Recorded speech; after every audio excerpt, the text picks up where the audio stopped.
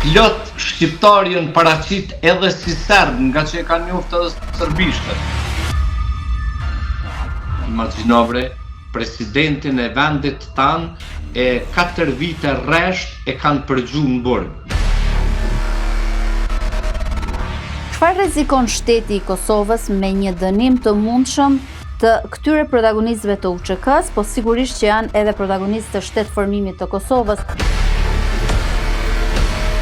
Albin Kurti dhe Vjosa Osmani nuk e kanë përmendur emrin e Hashim Thaçit.